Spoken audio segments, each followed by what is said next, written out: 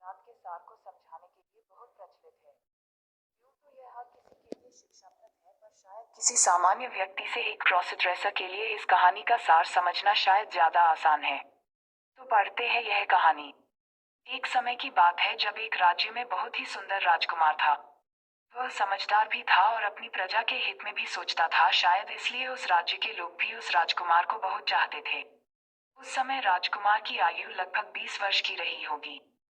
एक दिन अपने महल में चलते हुए राजकुमार को एक द्वार दिखाई दिया जो शायद सालों से बंद था। राजकुमार के मन में उस द्वार के दूसरी ओर क्या है देखने के लिए एक जिज्ञासा उठ खड़ी हुई, तो उसने अपने सेवकों को बुलाकर पूछा कि उस बंद द्वार के पीछे क्या है। तो एक सेवक ने बताया कि वह एक भीतरी कमरा है जहां पुराने सामान रखे हुए हैं जिनका अब कोई उपयोग नहीं है। राजकुमार ने सुना तो उसे लगा शायद उसे वहां कोई अच्छी वस्तु मिल जाए, इसलिए उसने द्वार खुलवाया और सेवकों के साथ मशाल लेकर अंदर चल पड़ा। अंदर बहुत सी पुरानी वस्तुएं रखी हुई थी, कुछ खास तो कुछ टूटी हुई। पर अचानक राजकुमार की दृष्टि एक बड़े से चित्र पर पड़ी। एक सुंदर लड़की के चित्र पर, जिसमें राजसी आभूषणों से सज्जित भोले चेहरे वाली एक लड़की की आकृति थी। जब राजकुमार ने पास जाकर उस चित्र को देखा तो उसके नीचे लिखा हुआ था, काशी की राजकुमारी, और साथ ही अंकित थी वो तिथि जब वह चित्र बनाया गया था। उस चित्र के अनुसार वह लड़की तब शायद 5 वर्ष की रही होगी। राजकुमार ने अंकित तिथि के आधार पर गणना की तो उसे आभास हुआ कि यह राजकुमारी तो उसी की उम्र की होगी। बस होना क्या था, राजकुमार अब उस लड़की के प्रेम में पड़ चुका था। वह उस राजकुमारी से मिलना चाहता था, पर एक राजकुमार को अपने प्रेम के बारे में किसी से कहना शोभा न देता था, इसलिए ये बात उसने किसी से न कहा।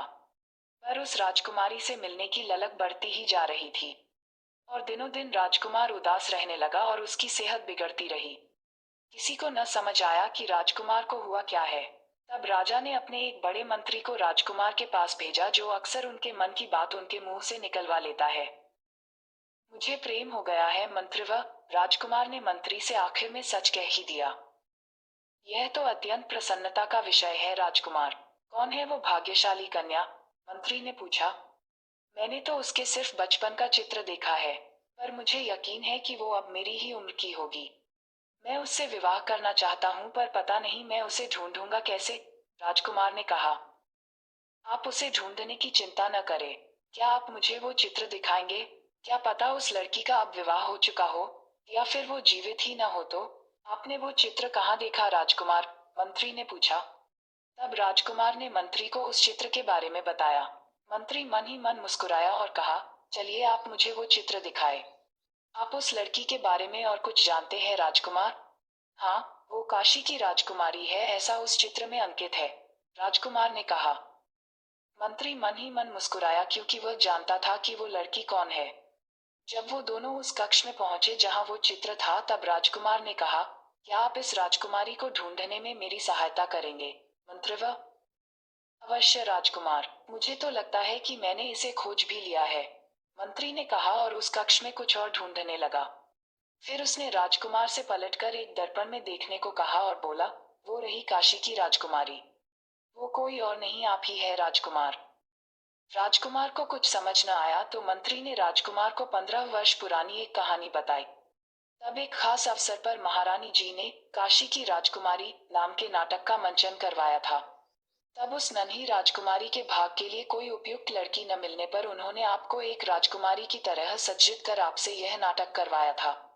क्योंकि आपके उस रूप को देखकर महारानी बहुत खुश हुई थी, इसलिए उन्होंने तुरंत एक सभागण से आपका यह चित्र बनवाया था।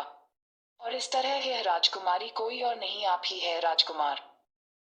मंत्री की बात सुन राजकुमार अचंभित थे, पर जब उन्हें यह पता चला कि काशी की राजकुमारी वास्तव में है ही नहीं बल्कि वह तो स्वयं है, उनके अंदर की उस राजकुमारी को पाने की लालसा भी खत्म हो गई।